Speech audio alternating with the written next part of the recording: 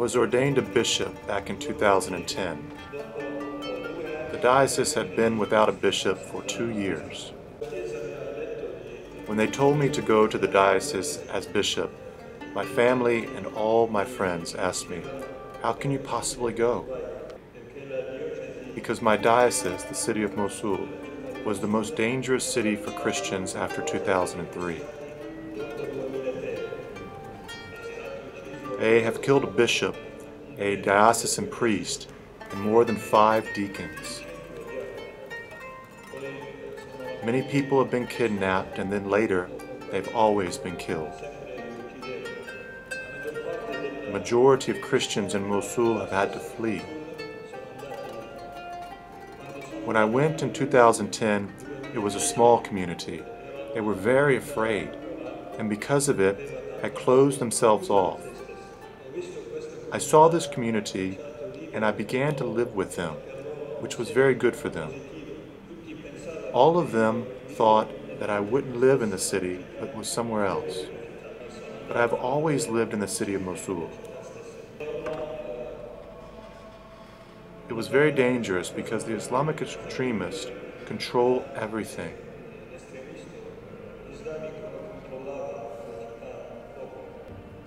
I began to live with this small group, and it was a real joy for me. Because I saw that little group was brave enough to live with this faith in spite of the difficulties.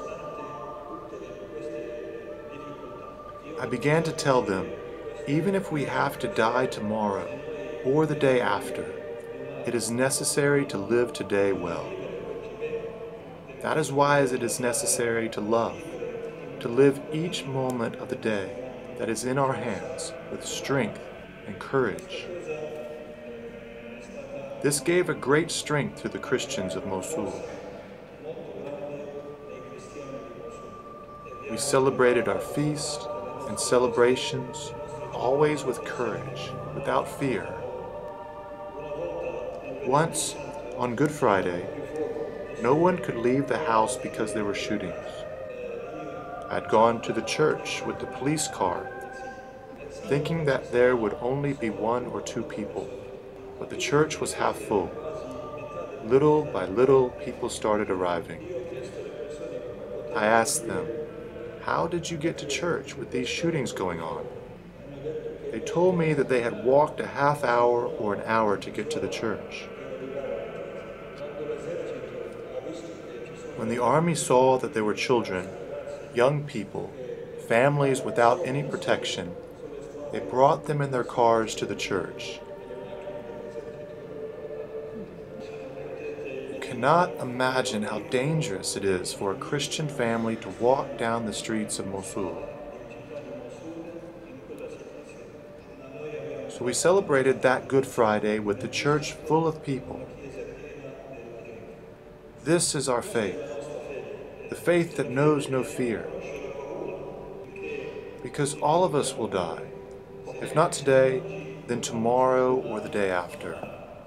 The problem isn't dying, the problem is how to live today.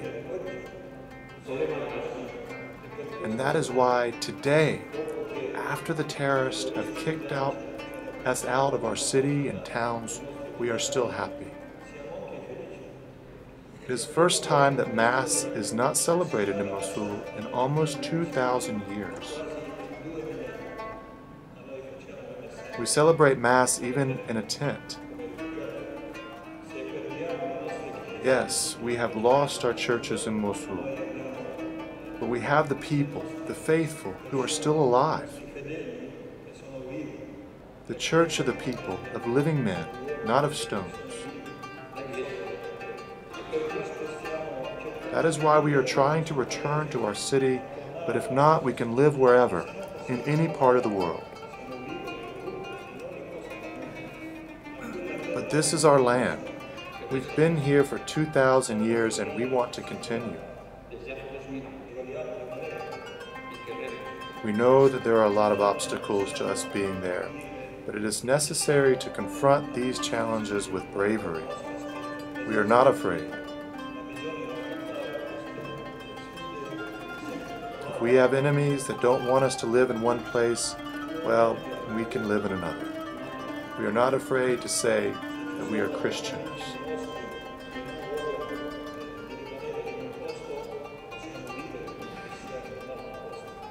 Can you imagine that 120,000 fled in one night from the villages, from Mosul, and have walked almost all night to reach a safer place?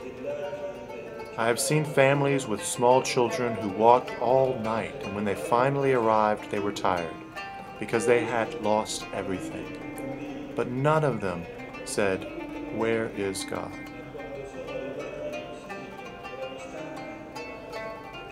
There was a young couple who had 2 children. One of the children was handicapped.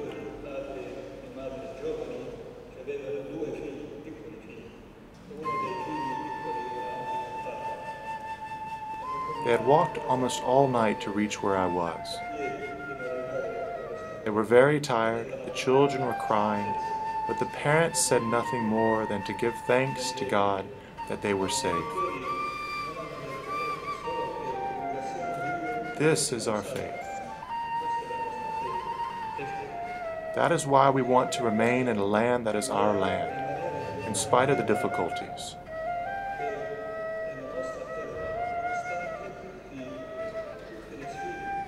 But to remain here, we need your help. I'm not talking about material help, because the most important help, most effective for me, is when you remain faithful and maintain your belief.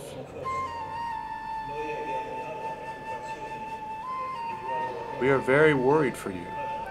We are not worried about our situation, but about this society which is losing its faith.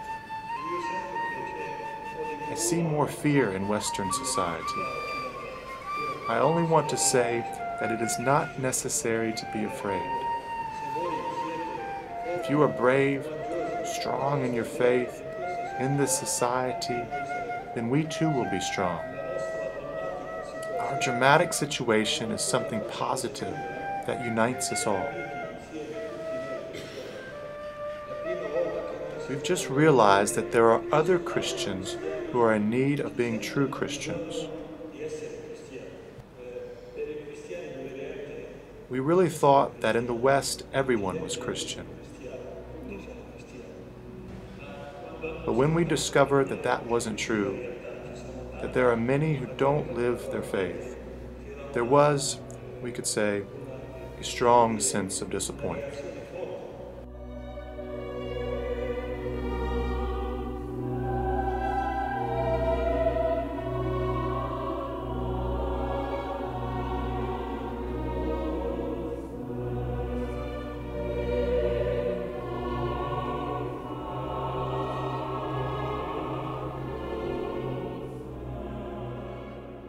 The current situation of the Iraqi Christians is very dramatic because all the Christians from the city of Mosul, which is situated in the Nineveh Plains, and they total about 120,000 people, all of them are refugees in northern Iraq. And northern Iraq is mountainous. The climate is very harsh in wintertime.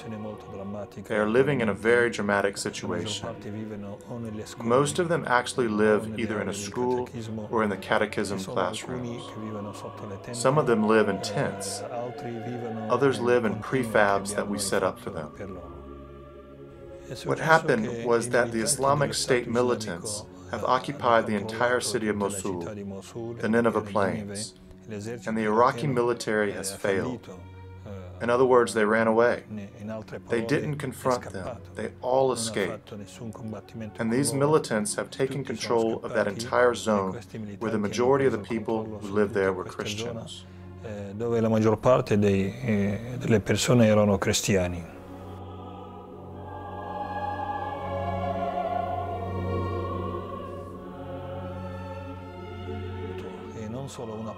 We have to work hard. Not just some, everyone is needed. The entire international community, the Iraqi government, the factions, the different ethnic groups that are in Iraq. They should all work together in order to overcome this terror, this Islamic State. If they all would unite against these Islamic militants, we could surely win. Now they all find themselves in a situation, as we could well imagine, of a family without anything, without work, without a house, without even a future. They are saddened by this situation. They've lost trust, trust in our country, trust in other people, even trust in the future. On the other hand, they trust God very much. They have this trust in God, that God will not leave them, wherever they are, in any part of the world they find themselves in. They always remain faithful to God. They could all have stayed at home and converted to Islam, but none of them, not a single one, none of them have converted to Islam. For the first few days, the first few weeks, their situation was very difficult because they slept wherever they could, even on the floor. But as time went by, we have been able to organize a few things. We even made some small churches out of tents in the refugee camps. Now when we go to Mass on Sunday, the tents are really filled with people. When you live in a situation like this, with people who are so brave like these, you cannot be afraid. I know two elderly women who are close to 80 years old. One of them is 80 and the other is 75. They stayed behind in a small house. After everyone else had escaped and they all had left, these two women, because they were quite elderly, remained at home. The ISIS militants came. After 20 days had gone by, the militants discovered that there were two women in that house. They went to talk to them. They asked the women, "What are you?" And they responded, "We're Christians."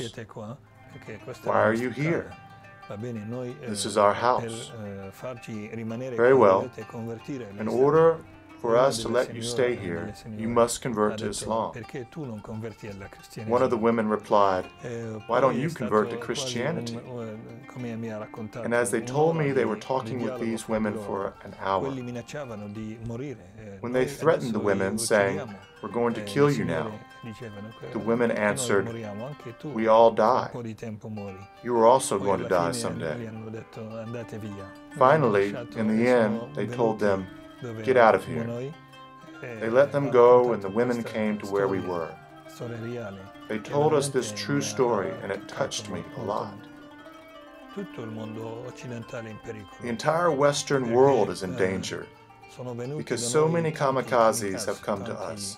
So many militants, Islamic State militants from Europe, from the US, from Australia. These people pose a great threat. These people were born into a Muslim community here in Europe, and therefore this westernized Islamic community is the source of their fundamentalist ideas. Right now we are afraid of that, because if we can't find a solution so that these people can go back to their homes, for sure in the future, maybe not in the near future, but perhaps in the future there won't be any Christians. Yet I believe that a solution will be found for this situation. Penso che ci sarà una soluzione anche per la situazione. First of all, it is our homeland, our house, our country. Before the Muslims arrived, we were there in our land, before any other religions arrived. Moreover, the Christian presence has always played a vital role in Iraqi history, above all in the fields of education and health. I Christians have cristiani always sempre been erano well-educated persone people. molto educate, They had many avevano schools. tantissime score They carried che out their mission facevano la through loro schools missione and through attraverso le hospitals. scuole e attraverso This is gli the church's ospedali. mission, is it E not? quindi la missione della It's not so Chiesa much about è preaching to questa, no? others about our faith, Non di as it is far about predicare creating agli a altri more della nostra human fede, society ma di through our fare presence. la società più umana attraverso la nostra presenza.